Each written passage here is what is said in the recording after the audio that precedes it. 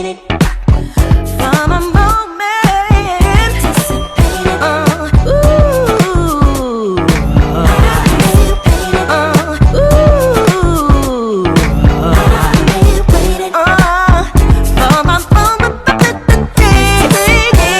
And finally the time is now to shine.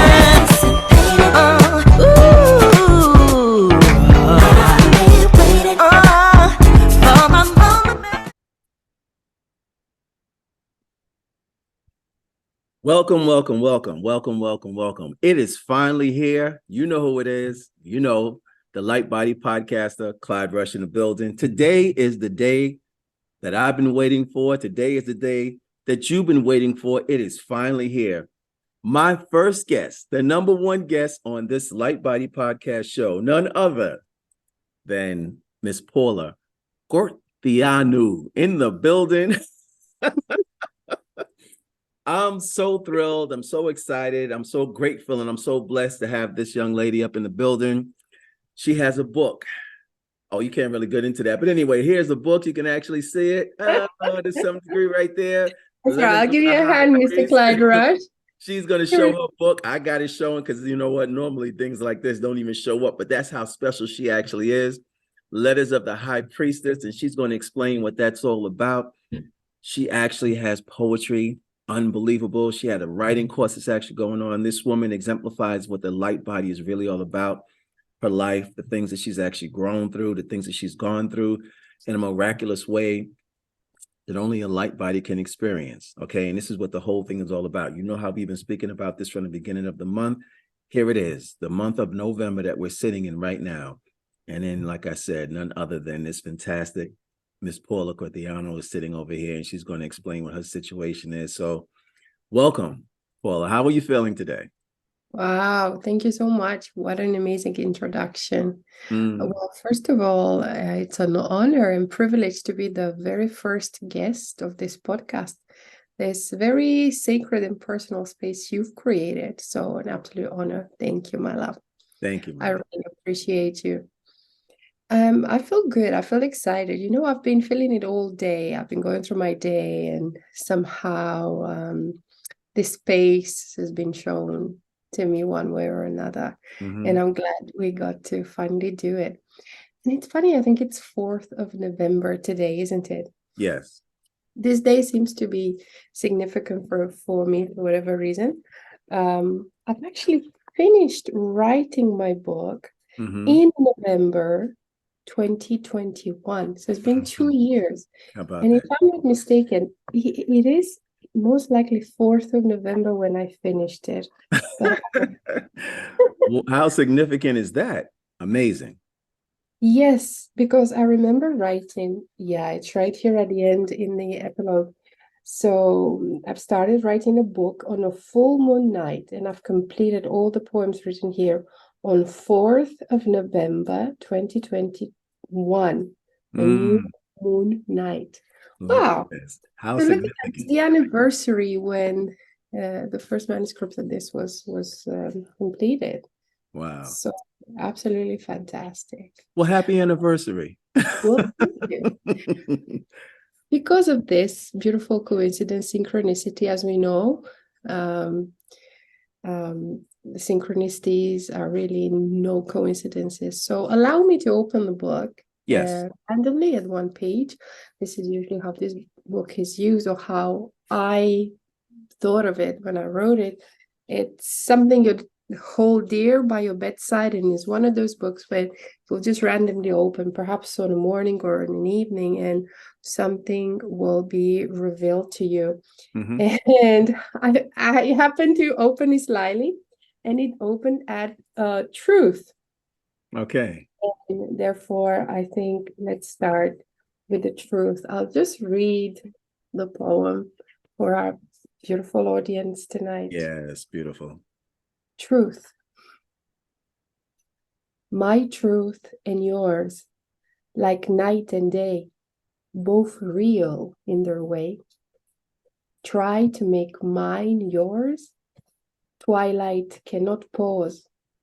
It stirs the light away to a place beyond time, where your truth and mine, like stardust entwine into one single speck, unsaid, unseen, unfound, dark matter of fact, eternally magnetized into now.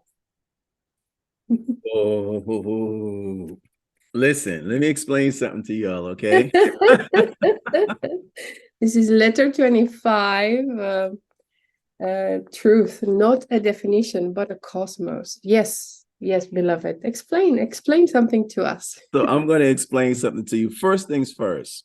The way that Paula just demonstrated the work of art that she actually has here is the best way to use it, plain and simple. First of all, you have to get a copy of the book, number one. So we're going to make sure we put that information for you to get a copy of the book, number one. The next thing is again, just to randomly have that book accessible to you and then start your day by just opening up this book to whatever page it is and then read it. Read it and then allow it to permeate, penetrate, and fill your inner spaces so that it starts to work on the cellular structure of your body and create the very thing it is that it's speaking in reference to. I have a copy of this book, and that's exactly how it is that I do it. I open up randomly and I read whatever it is that's going on at that particular moment, and it resonates, alignment with the frequency that I'm sitting in. And for some reason, it just kind of makes you feel like, you know what?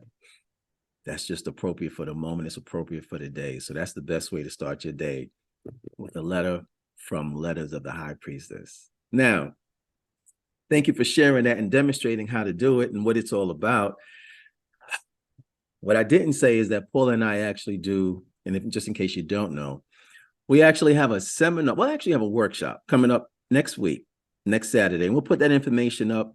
It's called Calming the Storm. And you see how she just calmed your spirit, calmed your storm. Well, it's a collaboration between Paula and I, just kind of sharing what it is that we do and what it is that we love to do. And we're sharing what it is that we love to do with the people that we love as well. And that's including you, because you're hearing or watching this in one capacity or another. This is one of those podcasts that you want to actually see. All right. So you can listen to it as well while you're driving throughout your day. But this is one that you actually want to take a look at and pay attention and just kind of see what's actually going on and see the energy between Paula and myself. And not only see it, you're going to feel it, because we're actually talking about what those five senses are. I'm not going to give it all away. I'm just giving a little bit away. A little teaspoon, so that you can let it kind of savor the flavor of what that five senses is all about. And we're going to talk more about that. We've done a relationship course as well.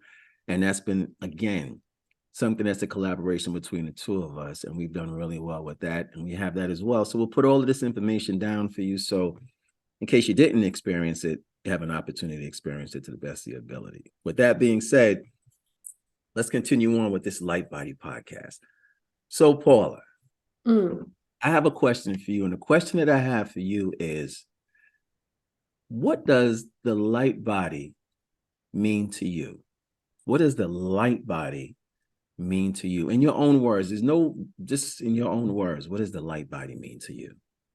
Well, light body for me is the difference between being alive and being just matter. For example, even though, take this mug, this mug is also energy in form. Somehow we have an additional layer of light body that make us aware and conscious. And for me, light body really is, if you like, the layer of life that surround us humans. That's why we're not a rock or just rock. That's why we're not just a tree.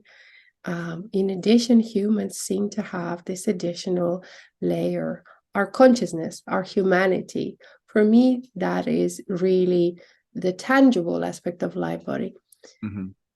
Of course, there is a quantum, there's a quantum dimension to the light bodies, and we are all light and sounds. We're particle of light and sounds. We're made of light.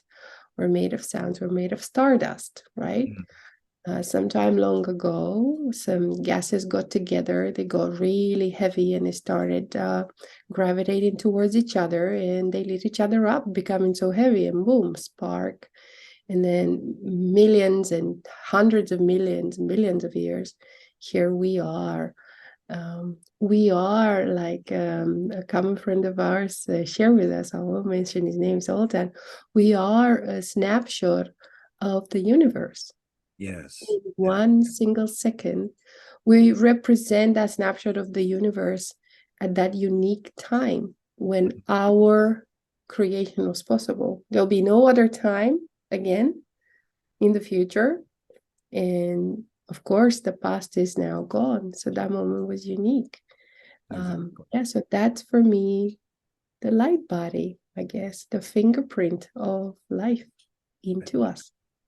Thank you for sharing that. That's an testament to who you actually are in your time, in your space, in this place. To be able to articulate it in that way means you've had to spend some time in one state and transition into this next state, this level of higher consciousness, to be able to explain it and to be so detailed and structured about it in such a way that it's elegance, it's poetry in motion, which is what it is that you actually do.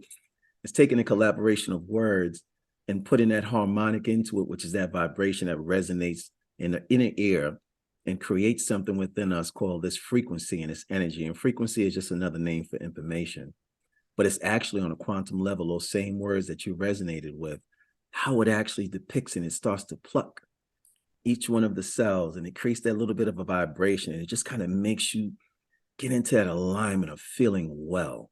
So anybody that just heard what it was that you just defined as your experience of the light body would feel something, just as the words that you just used in your selection process. So I thank you for that definition to yourself and being.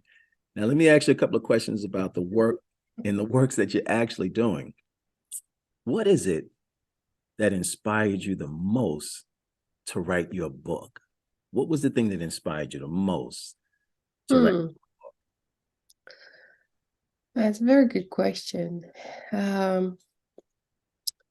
What inspired me the most was, in effect, just a realization that I had, the realization that I'm free to express myself in whichever way I so choose.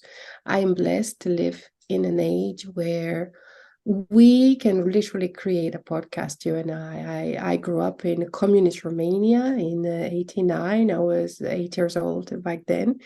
The communist wall came down, and for those of you who don't know, or perhaps were not so aware of the history of Europe at that point, we had the Berlin Wall coming down and the whole Eastern Bloc falling out of the communist Russian era. So there was this wave of freedom. Everybody broke out from said echelons of how you should be, what you should watch, who you should listen to give, again, our beautiful audience a snapshot. If you lived in a communist country, you would not have access to media. You would only listen to the communist leaders' speech on a daily basis, and the TV would switch off at 7 p.m. or 8 p.m. And we were not allowed to leave the country or, so to say, commune with other cultures or other people of different beliefs. Of course, people did it anyway. People left the country anyway for the entire duration. I suppose I'm coming from a wave of, or a generation where we really got to see the difference. We really got to see what's on the other side of the communist barrier. So somehow freedom of expression, freedom of being has always been part of me and has always been embedded, if you like, and it will be embedded in my generation, and most of the people I know in my generation have this, and especially the women. Right. So that's one aspect of it. But I suppose living then in the West, I live in the UK now and in London for quite a few number of years. It just really made me realize and become really grateful of everything that's at our fingertip. Like I said, you can press a button, you can have this conversation and put it on a World Wide Web, and anybody who has access to internet can listen to this.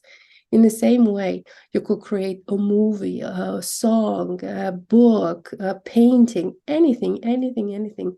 All you have to do is want to do it and have the willingness to share. And I had this realization, especially around lockdown. I always wanted to write a book. I knew I was a writer. I knew words are significant to me since quite a young age, perhaps 12 when I first started journaling. But I think lockdown, it's for all of us. It allowed us that space to really consider the things we wish we'd done and hadn't, the things that really mattered. So for me, it was that container that offered the luxury of, I have almost 3 to 4 hours a day additional just for not commuting. What if I could write every day? What if I could write before I work or after I work? And so I did. It wasn't easy, and I had no idea what the book will look like in the end. And the fact that it was called The Priestess, Letter of the Priestess, was kind of a surprise to everybody, including me. But to answer your question more directly and concisely, what inspired me was to look around me, to really become aware of where I am, where I come from, and where I am now, and realize there's nothing stopping me. If I want to write a book, just write a book. The same as now. If you want to write a movie, write a movie. If you want to do whatever it is that you want to do, a business, build a house, you can actually do it. There really are no restrictions other than the ones we set for ourselves. Right. Thank you for sharing that. And you sparked another question, obviously. But here's the deal. So here's a person who has somehow or another got in contact with you by either Instagram or sending you an email, or they figured out a way because they were so determined. And the question that they actually have for you, because you actually came across this person's information, was, I want to write a book, but I'm not really sure people are going to receive what it is that I want to write about. What would you tell that person? Oh, we never write for an audience. We never do. We write for ourselves. It's true. Writers are quite selfish. I think all creators are ultimately pretty selfish. And I'll explain that. We do it first and foremost for the simple and pure joy of expression. It's like seeing ourselves in the mirror. That's what we do, creatives. People who create do that.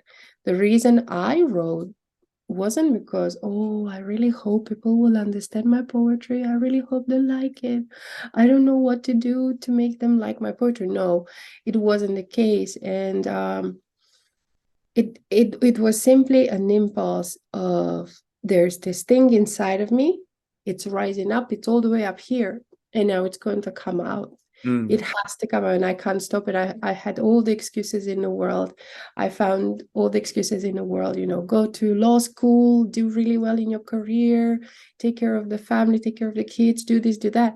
And all of a sudden, I found myself checking all this on the list, and there was no more excuses. And if someone comes online and says, I'm afraid people won't like it, I'll just tell them it's just another excuse why you're not writing. It's because perhaps you'll be afraid of what you'll be able to read about yourself, because for a writer in particular, everything you write is you.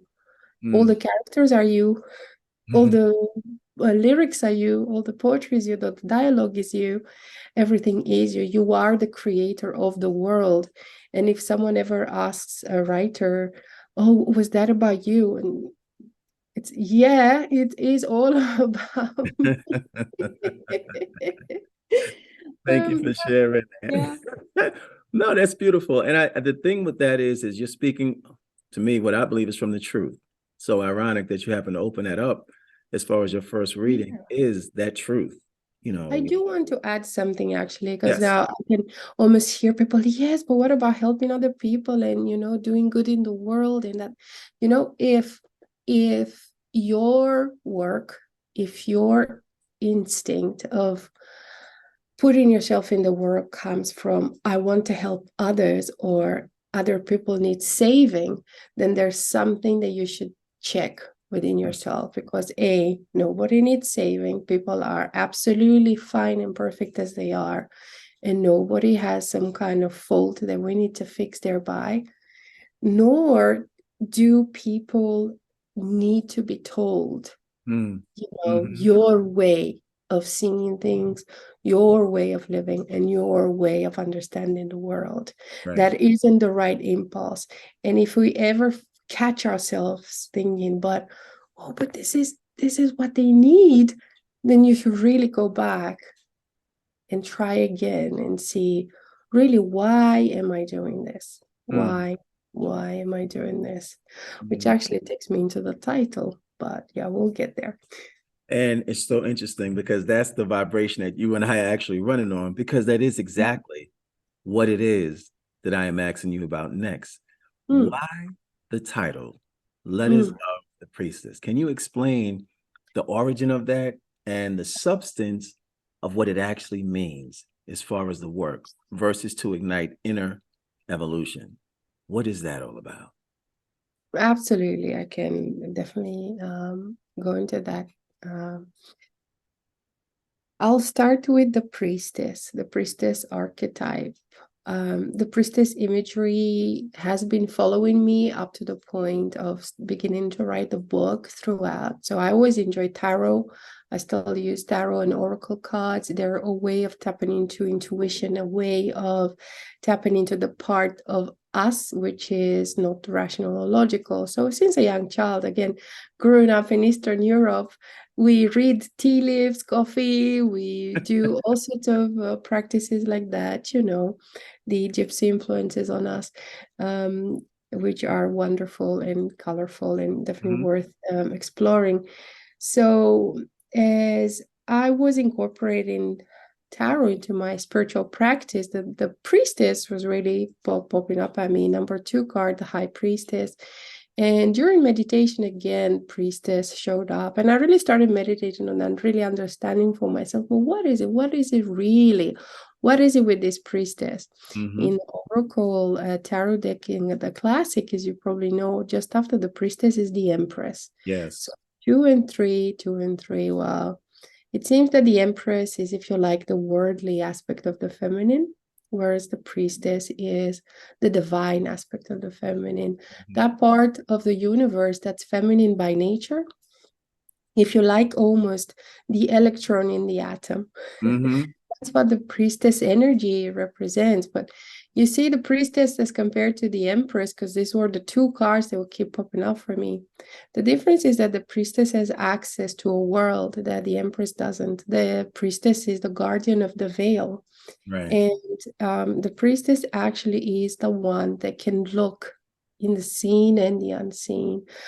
She's pictured, holding the Torah on her leg, the holy book, and between 2 pillars, a white pillar and a dark pillar, symbolizing the duality of the world. And behind her is a veil. And she's the only one who can look behind the veil. That's basically my knowledge of the priestess from tarot, but that's pretty much all I knew logically, rationally. That was the information I was passed on. Right. I did have to do my own soul search with that. People who knew I was writing the book even used the title Queen or something, Queen of Poetry or Poetry Queen or Empress, but somehow I was adamant to priestess. And here's the deal with that. Many people read it and they associate priestesses or high priestesses with Wicca, with magic, perhaps, with something that's a little bit esoteric. Right. There's nothing wrong with that, absolutely. But that's not what this is about. Again, even Wicca and esotericism is just an aspect of expression of that part of the feminine. For me, when I had to sit with it, priestess actually represents that aspect within us that remains sacred. It's about sacredness and devotion. Okay. And devotion to what? Devotion to something that your heart is yearning for. And here's the deal with that. You don't really know what that is. You can't really put it into words. There is a devotion and an instinct in all of us to touch something sacred, to live for something sacred, and to be sacred. There's so much around us that's outside of that realm. There's, a lot of if you like, mental directives of how we live our lives. We appreciate intelligence, brain, money, assets, everything that's of the physical. It's not necessarily of the sacred or of the devotional, but it seems that we have reached a point in our evolution where these things drive our existence. We are driven from how much money can I make, how many properties can I buy, what car do I drive, how many holidays can I take. And again, there's nothing wrong with that as long as we're still in the balance of our spirit, of our soul. If we become obsessed with non-sacredness, then we kind of lose ourselves. And lo and behold, it happened to me as well. I got lost in the corporate cycle of doing well, performing well in my work, which I did, and being as masculine as the word needed it, a patriarchal world, because it is one.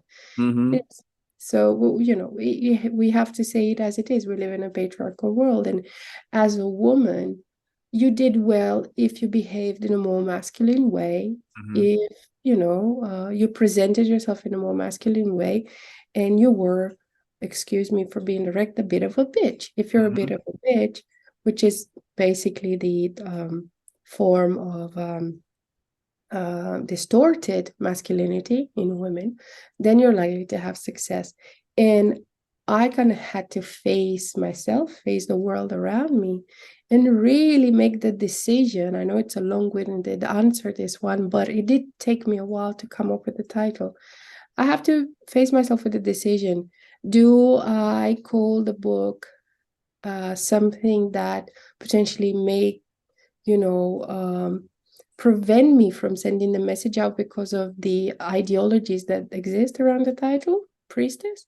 Or do I simply stick with it and just say, yeah, I'm doing this because Priestess represents the feminine aspect of devotion inside us, in men and women.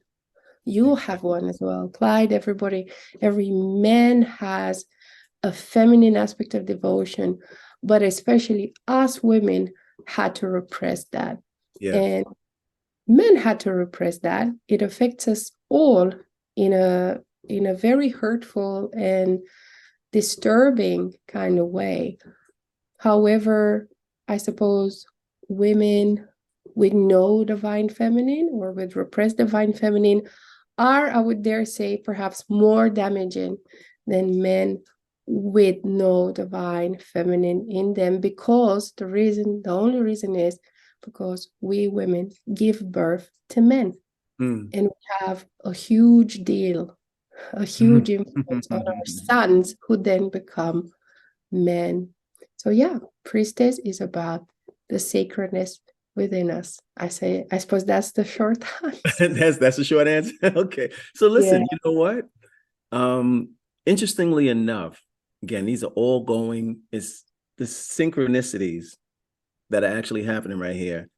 From the perspective of the observer, is very interesting. I'm like, again, and you'll know what it is that I'm speaking in reference to, because again, the next question that I'm asking you in regard to the title of the book is, for you, the balance between masculine energy and feminine energy, and identifying that as you go about in your daily life. What is that experience like, especially with the recognition of Letters of the High Priestess, where you're talking about divine feminine energy, but yet being in a world that's pretty much, for the most part, masculine oriented?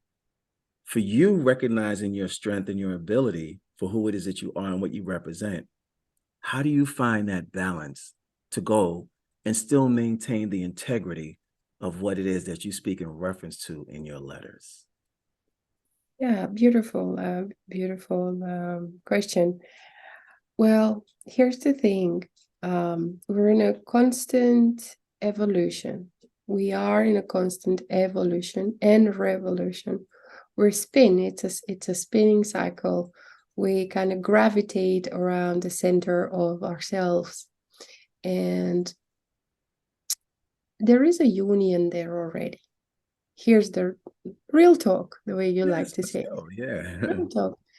There is no separation between us. There is no separation between masculine and feminine as such. It's just that our human minds need concepts in order to organize ideas and thoughts. Mm-hmm. Someone had to call it divine feminine and divine masculine, but really, really, really, if you were to go out there in space and look at the forces of the universe, look at a star forming, you can't really tell which is which, but you can see a different motion and perhaps a different spin to these energies. But guess what? They're one and the same, and they end up merging with each other and being just one. Now, of course, I had to kind of get to this conclusion, whereby what I'm trying to say today is I no longer separate myself. My practice is to no longer say, oh, let me be feminine, let me be masculine. I try to remember that there is no separation in me. And I try to remind myself that I don't need to put labels on what I do anymore. Instead, I need to live or act from a place of union within myself, where I no longer need to label myself either one way or another way. Having said that, for the interest of people listening, there are traits that are, let's say, that carry a certain energy, feminine and masculine, in the way we humans have labeled it, with the plus and the minus, and the being and the doing. The more feminine energy is just being, not doing. And the more masculine energy is action, action, action. I do have to remind myself to stop doing so many things. Task 1, task 2, task 3, task 4, and simply take out 1 minute every 2 hours or whenever, and just and just that sigh of relief. And I find that that's sufficient. I find that right now that is sufficient. But before I did this, I had to really allow myself to spend a lot of time just being and just creating. And again, for me, writing was that expression. Writing was the thing that allowed me to balance. I mean, even you and I met through writing, right? Exactly. We met through a book. Most of the beautiful people in my life right now, that I have right now, I met them through the book, either through a circle of poetry or either through an event that I did. Somehow it seems as though when I decided to devote myself to that part of me, which quietly, gently asked for my attention, the moment I said yes to that, everything else around me started to shift, and the right people started to enter my life. Right. Of course, it's still a work in progress, and nobody's perfect. I'm not perfect. We're not perfect. Nobody is. We're still working through, any remnants of older identities, remnants of the past, fears accumulated, even subconscious fears.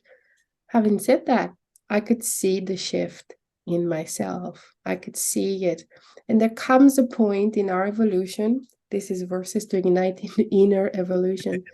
There comes a point in our evolution where it's less about how could I be masculine, how could I be feminine, how could I fit in this, in this criteria, how could I do that? And it's more about moving into life from a center of authenticity and truth. And again, funnily enough, we opened to truth. For me, truth is, I'd say, the highest core value, soul value, or spirit value. I did go to law school in this world, so justice, truth, that are quite important to me. And it seems that I followed spiritual teacher that value truth, say like Adi Ashanti is about the truth. He's a no bullshit guy. He's not about anything else, even enlightenment itself. He even challenges the word enlightenment, like, what is it? Right. What is the truth? So Mm-hmm. operating from truth, that is, I'd say, the biggest equalizer of Okay. everything. Perfect. So, in essence, what I'm hearing you say is the integration between masculine and feminine energy is the union that collectively becomes the one that you operate from, allowing yourself to shift from one Yes. aspect to the other aspect, depending on the requirement and implementation of who it is that you actually are for the moment that you're in.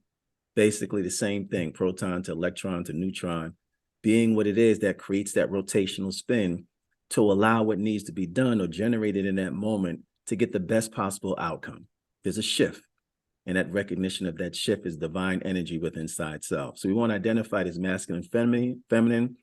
We'll identify it as defining it as energy and allowing it to be. Always was, always will be, never created, never destroyed, moving in and out of form from one to another. That's energy in itself. Make sense? Beautifully said. Yes, absolutely. It makes perfect sense. And Okay. I'm glad you're able to put that in those beautiful words, which sounds totally different, but exactly the same as what I said. The beauty of Exactly. polarity, it sounds like yes and no, but yes. Exactly. So, with that being said, and understanding the state of the world that we're in, places, people, things, Mm. situations, circumstances, what type of tools do you use to keep you in imagination, intuitive perception, awareness?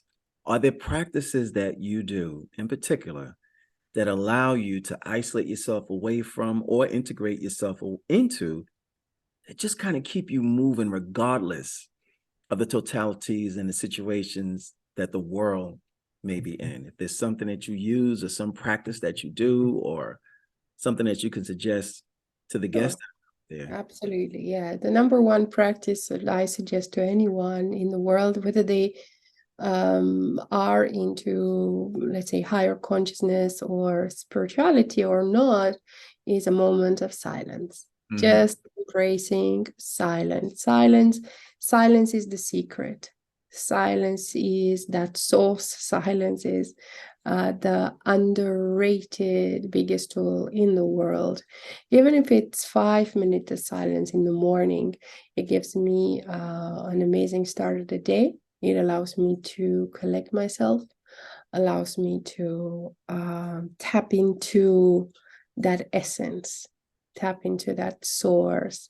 And it doesn't have to be extensively long. Sometimes I can just be sat on a train and listening to something in my headphones, but there is silence inside the sound. There is silence in there, even though the music is going. It creates a space, it creates, if you like, a bubble for the silence to arise. Mm-hmm. Mm-hmm. Because, funnily enough, silence exists right now, Right. even when our voices meet and talk. Mm-hmm. And I say something and you say something, but underneath it and around it, there's this big, great silence. Mm-hmm. Mm-hmm. And we can tap into it at any point, whether there is silence in the room or not. That was the trick I learned later. Because Right. early on, I was like, everybody be quiet. Why is that bird singing right now? And I need to, why do you have to drill right now? Do you really have to hoover? It's 10 in the morning. Right. But then, you get to access silence differently. Silence, absolutely. And the second one, it's almost, if you like, the polar opposite of doing something you really love, movement. So for me, it could be a walk. It could be as simple as a walk, or sometimes, again, just getting out of the house and going into the city, Mm-hmm. seeing crowds, seeing people. Writers are kind of known for, I'm going into a cafe to write. Why? That's quite odd. Well, is the motion of people around you, the energy moving around you that, funnily enough, makes you anchor. And that's another thing that is, if you like, is the polar opposite of silence, is going into a crowd, going into the city, going out and witnessing other people, other energy that just reminds you that you're still of this plane, you know. We are all here on this planet because we're supposed to be here, funnily enough. Funnily enough, exactly. Thank you for sharing that information. Just to elaborate just a little bit on the stillness, that moment of stillness, I like to add in stillness, silence, and solitude. And the thing about that is the 3 S's, plain and simple, no matter what's going on around you, the inner silence, the inner stillness, and the solitude is the thing. It's like a trifecta where I know that I'm going to have that moment of stillness. I isolate myself away from everything else. And if you practice this enough, you can learn how to shut the noise off and shut the visual information from the cortex of the brain that's so stimulated and so much going on that you literally calm things down and you shift things down. And when you shift from that beta state of mind where you got so much stimulation happening, so much information coming in, that you start to shut it down. The stillness allows you not to have to move. Yeah. And then the silence allows you not to have to hear or see as well.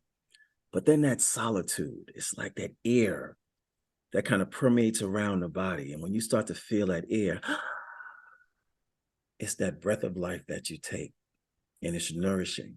It provides the information it is that you need to sustain the body and to sustain life as well. And it's that information between that deep breath that you take that gives the cellular structure of the body the information that it needs to create and to generate life itself.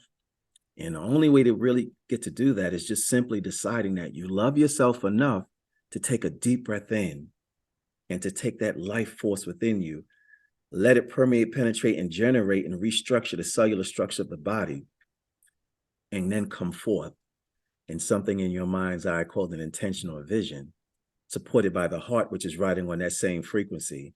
And you put those two things together, and then you send it out into the universe, infecting change just from your moment of stillness, silence, and solitude.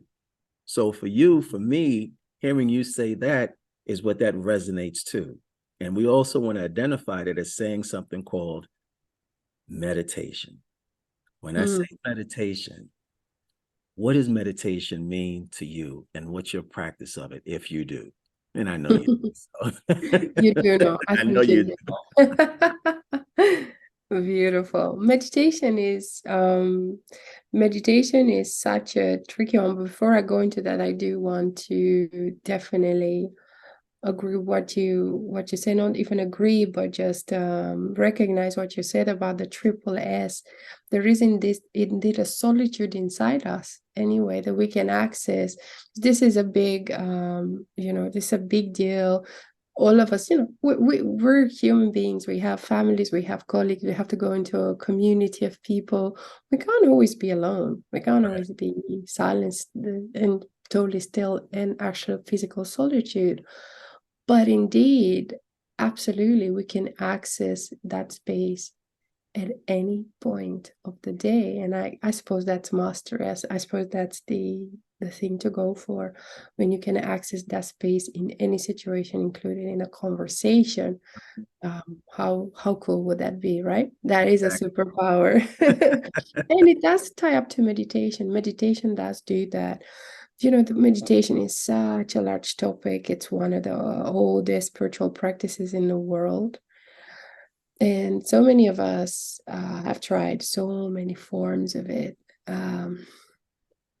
True meditation, in the sense that kind of I've adhered to and I've adopted, is a form of art.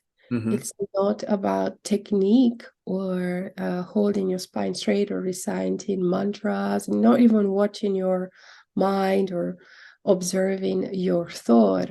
Meditation is a full and ultimate surrender to the present moment, when you are able to allow the moment to be exactly as it is, with no intention or desire to change the current moment. Mhm. That is really true meditation, which in effect is the essence of being.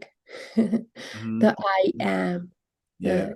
the 10,000 things into one, no matter how many things happen right now around you, with you, and in the world, the I am, that state, the ultimate existence, continues. Mhm.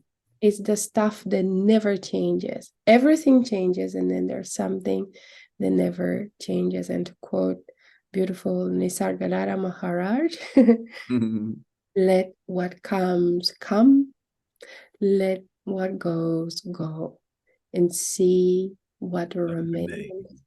And Yeah, that is meditation. that's beautiful. I love the illustration, the way that you actually put that. And you said it best. There's all types of methodologies, there's all type of systems, there's all types of ways, mudras, and this, that, and the other, and lotus position for this, and Mm.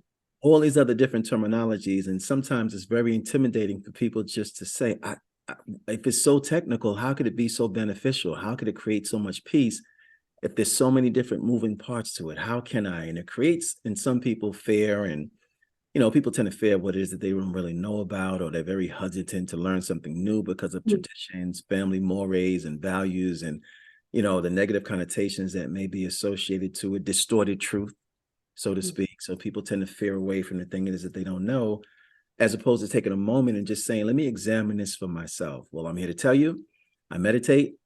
I meditate quite often, and that meditation has been the thing that actually changed my life for what it is today. There is an inner peace that comes along with meditation. There is an inner tranquility that comes along with meditation. There is a stillness and an observation in meditation. Now, I know people tend to think, well, you're supposed to empty your mind out and be still, and don't think, and all this noise, and turn it off. And you got 1,000 thoughts passing through your mind. And they said, she said, he said this, frenemies, enemies, family, friends, this, that, and the other, and all that stuff is coming in. Well, guess what? Your moment in that meditation is, even if you do, to see that in that moment and allow yourself to feel what it feels like in that moment. And when you start to feel, that's when you start knocking on the door for that higher degree of consciousness, that higher degree of understanding, that oneness that comes into order to give you a snapshot of who you've been from the inception of time to this present moment. And then you start to categorize those different things, and you create a file system based on how those things actually made you feel in that moment. And then the question is did I feel good? Did I feel not so good? Or do I want to feel that feeling again? And when that meditative moment comes along, you start to look forward to those moments, because guess what? It allowed me to do something that I'm not accustomed to doing, and that's feel. And when you start to feel good about who it is that you truly are, you only resonate with people who allow you or contribute to you feeling good, as opposed to those people that make you feel not so good. Not so good. Not so good. So I think that's really important. And thank you for sharing that eloquent way that you depicted what meditation is and how it resonates within you and how you use it and the historical content that's associated with it too. So much to talk about when it comes to meditation, and even what you said, we can have a whole seminar just on that. How about that? On the state of following that feeling of feeling good, and the positive side of that, which is exactly what you said, the opportunity to raise your vibration, which is absolutely fantastic. And the downside of that, which is escapism. So many of us do that as well. There's an entire kind of richness of topics to uncover from there, but maybe we can do that on Saturday. How about Maybe that? I had that thought. Perhaps we could talk to people more about this. The if you like, the light side and the dark side of what we call meditation. In effect, though, true meditation does not have a dark side, because it's so funny. It's so it's such Mm-hmm. such a funny topic in the sense of people meditate with an afterthought and with benefits, benefits of meditation. And I know that we all talk about it and even we advertise it. But again, there's nothing wrong with let's say I want to start meditating because it lowers my heart rate, my resting heart rate, and actually helps me sleep. Beautiful. Start with that. Always start with where you are. Right. Even if I started with Deepak Chopra and counting to 10 and following my breath and imagining that thoughts are cars I watch in a distance. Guess what? At the time, 20 years ago, it was brilliant. But then after a while, that didn't work anymore. Right. And you reach deeper and deeper and deeper and deeper levels. But all of a sudden, you don't even have a mind to connect to the unknown anymore. Right. The mind can no longer perceive what it is. Mm-hmm. And of course, you can reach the states. Of course, you can get into these higher states of being. But what does it take to not get trapped there, not stay there? Because if we stay there, we can't come back here and actually live through the benefit of that state and express that, embody that in the world. Mm-hmm. I am an embodiment person, as you know. I'm more of a grounded person where, for me, being able to meditate 100 hours on the pillow and just sitting there and doing nothing with the expanded consciousness that you've been gifted, by the way, because it's a gift. Enlightenment and access to higher consciousness is not based on worth. It's, oh, you're worth it, so therefore you're going to have it. Again, Adya, my teacher, tells us really funny stories.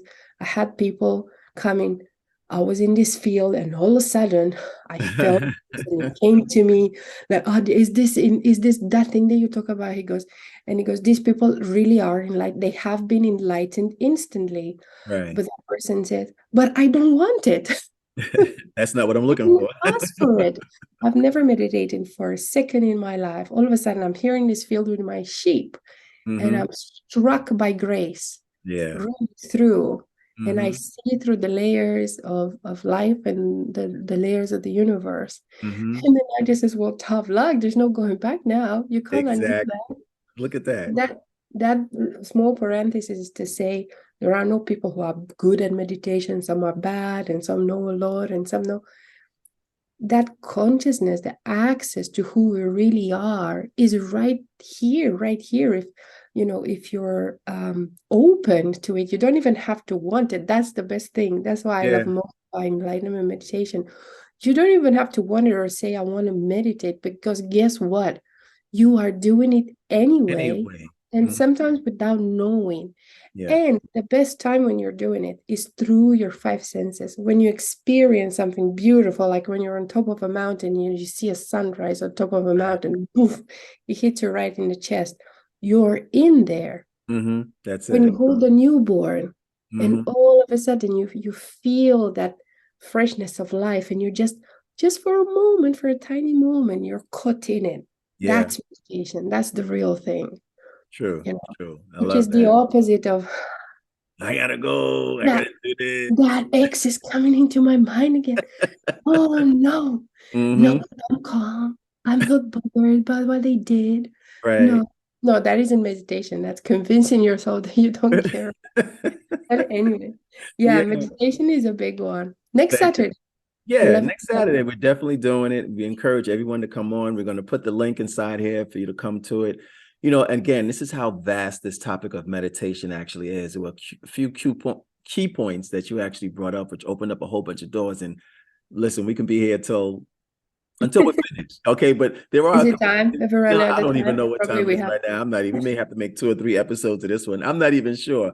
But you did bring up something, and the thing that you brought up was a key point for me, as well as the listeners probably as well. So, grounding. What does grounding actually mean to you? And what are 2 things that people can do to become grounded? You understand? So let's just real quick. When we talk about being grounded, I could explain it, but you know what? I want you to define or explain what grounding actually means to you. And then when you finish that, I'll come back and I'll define a little bit of that and how it resonates with me. And then our guests can try to figure out how it resonates with them, or how to become and how to do. So when we talk about grounding, what is grounding for you? And what are some common practices that you do as far as grounding yourself?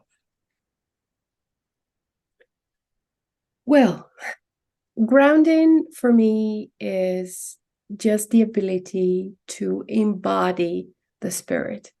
Grounding for me is the practical aspect of the teaching. And it's also knowledge applied. Imagine having all the knowledge in the universe and having access to the highest level of consciousness, but not being willing to, or not having the opportunity to apply it. Apply it with other people. That's the element of grounding. In a more, if you like, more accessible way, grounding is like when you have a wish or you have a dream, but that dream manifests in the world.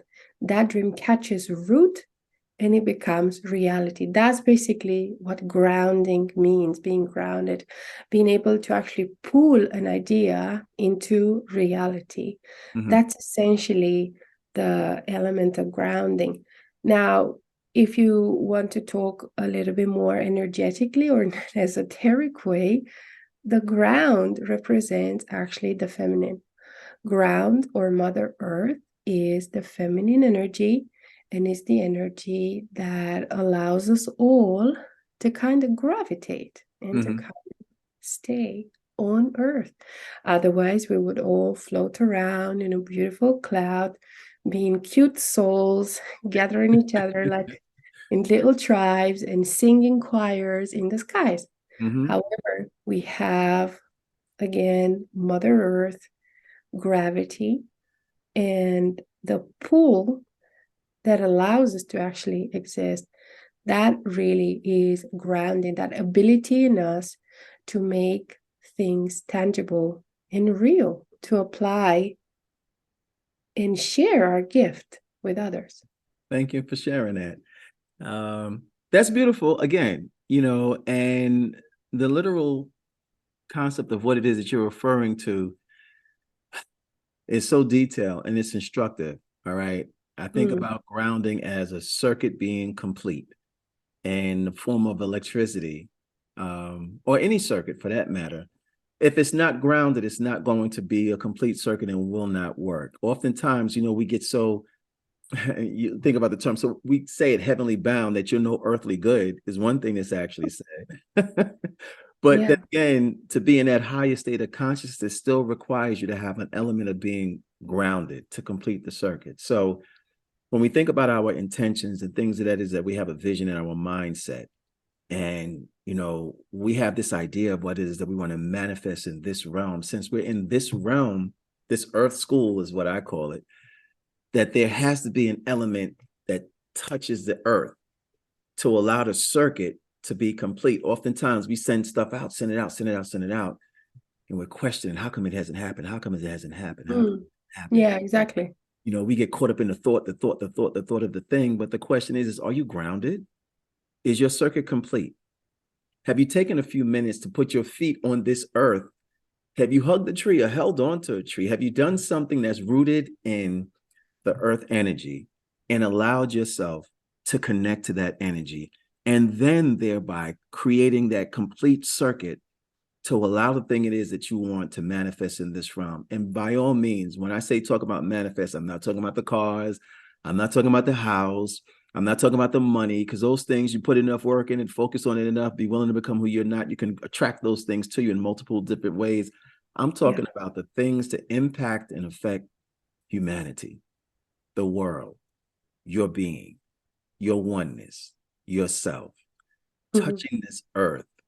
And when you touch this earth, I'm talking about skin to earth, barefoot, standing in the place of the earth. There's a gravitational frequency, energy, and vibration that the earth resonates on, as well as us. And oftentimes we separate it, we put shoes on, and these shoes are just geared to, well, I won't talk about any brands of shoes, but more often they look to make your feet look good or make you complement your accessory, but they don't connect you to anything else. You know what I'm saying? As a matter of fact, sometimes the heels are so high, you go up into the sky and forget about the earth that you're actually on.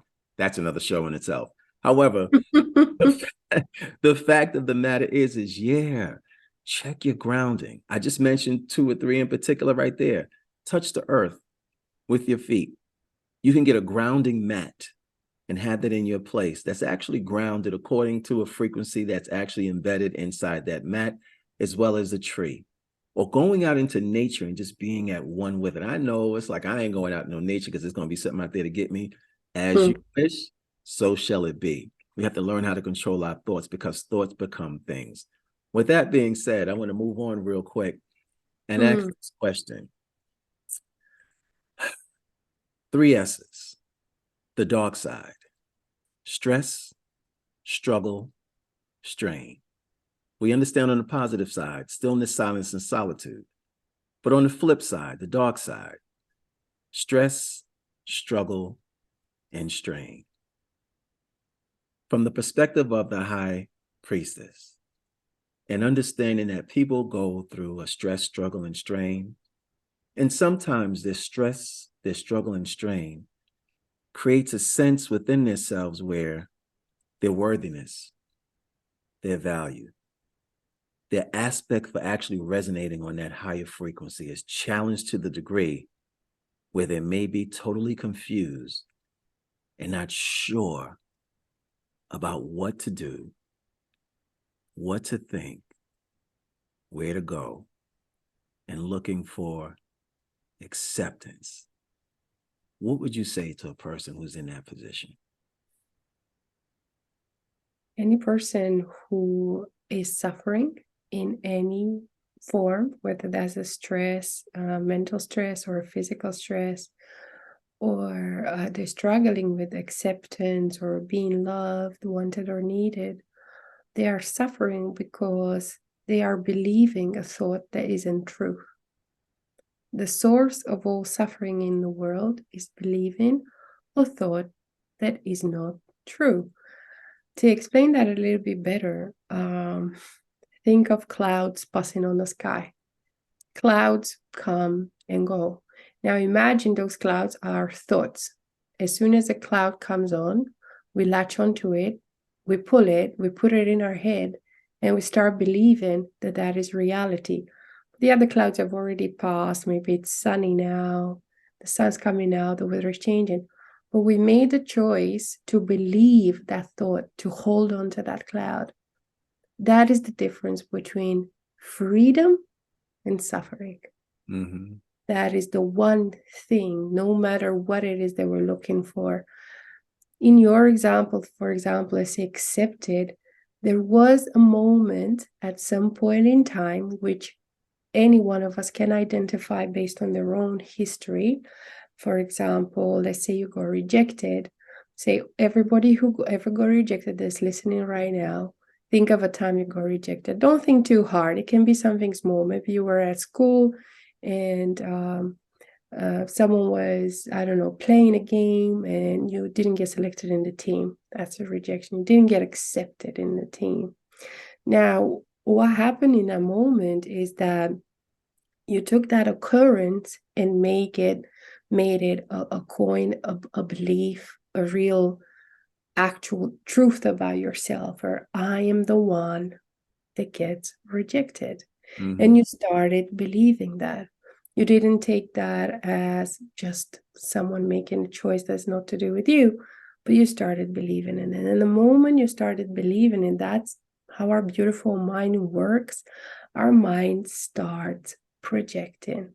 We start projecting thoughts, meaning I take a thought that I have, like that cloud that I have in my head that I picked from the sky, and I start spreading that around me, and I start trying to find other clouds, and I start trying to even show other people, but look, there's a cloud.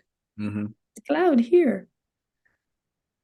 Without realizing that someone lives in a totally different environment where the sun is shining on their side. Right. And my thought does not exist in their world, or what I believe in does not exist in the world. So remember when we were talking earlier about meditation, true meditation being allowing everything to be as it is and not wanting to change.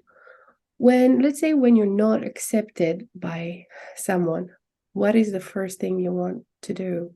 You want that to change. You want them to accept you. You want to find a way to make them accept you, right? Of course. And guess what you're going to start doing? Yeah. You're going to start doing the things that you wouldn't normally do. Exactly. But you'll start doing the thing that you believe, again, you believe that you will get you accepted. And then you start moving further away from the truth. You start moving further away from who you are, further away from what you know to be you. So you see, it starts and ends with us. Yes. We have immense power. There's immense power in this. And the stress, the strain, and struggle are a blessing in that sense, if you like. Here's what I mean about that. When you have a thought or something happens to you, your neighbor says something upsets you, or your boyfriend, your lover, or your mom and dad, brother, sister, they say or do something and it upsets you. It creates a point of suffering. That's a direct pointer to a belief that you have that is false. You believe something that's false about yourself, and that event is causing you to see it, to spot it. If you are willing to see that moment, and it's like, hang on a minute. This is the same as saying, let's say, right now you tell me, Clay, you say, Paula, you're stupid. Right. And I'll laugh because I know I'm not. And I'll say, excuse me, but you're funny, but no, because I won't believe it. But then if you probably say, Paula, you're no good writer, ooh, I'll think about it a little bit, because there will be a part of me that say, I'm not really that good of a writer. And then I'll start thinking about it. Gosh, I really need to work on my craft. Maybe this man. But why do I feel that way? Because you said it? No, all you did is offer me an opportunity to say, I believe it or I don't. Yes. Excellent. You offered me an opportunity to say, I believe it or I don't. And if I believe it, it's going to hurt me. Especially if your comment is negative, of course, because if you say, oh, Paula, you're beautiful. Oh, thank you. Yeah, it doesn't hurt, right? Again, the pointer, the pointer is pain and suffering. It's the nightmare, not the dream. Yes. That is the difference, right? Yeah. If it's a painful thought, if it's a stressful thought, a thought that causes, it's a direct indicator that, oh, I should check out my beliefs, see what I'm believing, see what I'm trying to change. Why am I trying to change reality into something different? Yeah. What is the reason behind it? Oh, I need to be loved. Oh, oh, I need to be accepted. Oh, I need people to see my worth. Oh, yeah. Exactly. Oh, I see where I'm bargaining now. I see where I'm straying off the path of the truth of who I really am in order to get this in return. Right. And then all of a sudden, of course, there's the aspect of you'll feel shame, guilt, and you'll feel uncomfortable. But beyond that, again, is that power. Wow. Are you saying you have absolute control of your experience? You can choose happiness. You can choose to look at what you believe in any moment and then say, no, that isn't mine. No, that isn't what I believe. That's not my reality. You can choose. You can choose. It is about that's the gift of stress. That's the gift of the 3 S's, the negative side, because they're a fantastic mirror. And that gets you closer to ultimately who you are. True. Exactly. Positive and negative cycles of motion, energy, proton, neutron, electron. It all creates this thing called spin rotation.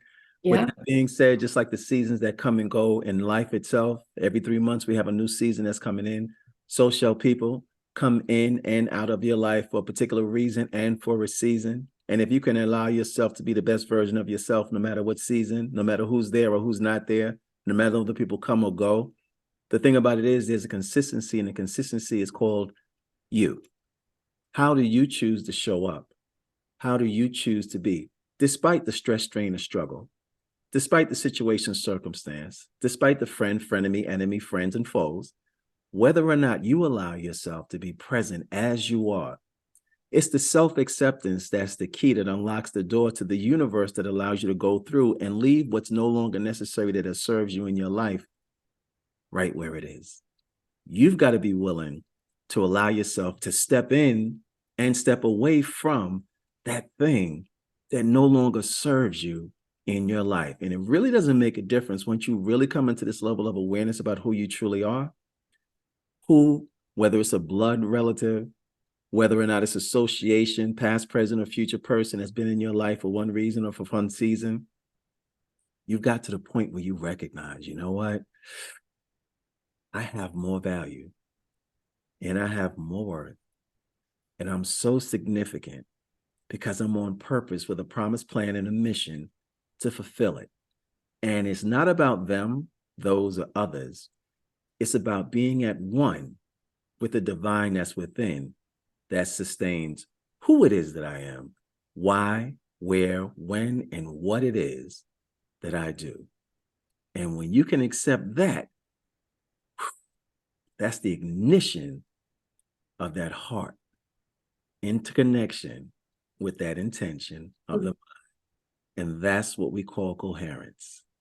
And now you learn how to alchemize what was or what's not into what it truly can be. We shift from one thing into the next, and we allow things to be. With that being said,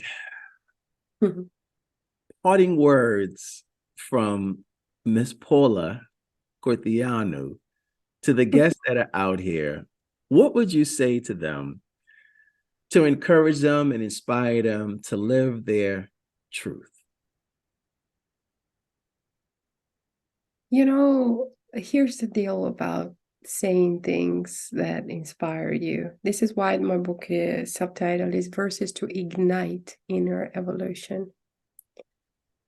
Let's say I'm the igniter, and perhaps you heard something today that Clyde said or something that I said.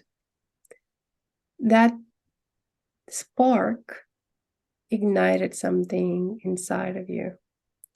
You're the one that takes care of the flame. You're the one that feeds it every single day. If you're waiting for someone to come and take care of that fire, they're not coming. If you're going at war with your mind, you'll go at war forever. So perhaps take this as an opportunity to tend to the fire within, recognize that spark, and realize that you are the one who can keep it going. No one else can, and no one is coming. Really, no one is coming. It's you. It's you. It really is you. And I think that is the ultimate power. Yes. Ladies and gentlemen, you've heard it. From the High Priestess herself, I want to thank you for actually showing up as my number one first guest on the Light Body Podcast. I am grateful for you. I appreciate you. I have compassion. Thank you. I love you. I am joyful for the fact of you being up in the place to be and sharing your wisdom, your knowledge, and your information, energy, frequency, and vibration from the heart-centered self. For the people who are just out there in this world who need to hear something that resonated with them, that gave them that inclination to ignite the inner spark, that oil spark that every single person has within, and to allow them to empower themselves and to live the life that only that they can create and truly live and wake up from the nightmare and live the dream that's on the front and the occipital lobe in the back of that head that they need to know is significant, and each person is significant and important. With that being said, I bid you peace, blessings, prosperity, and abundance. And I say to you and the guests, namaste. Enjoy the rest of your day. One love to you. Peace. Namaste. You.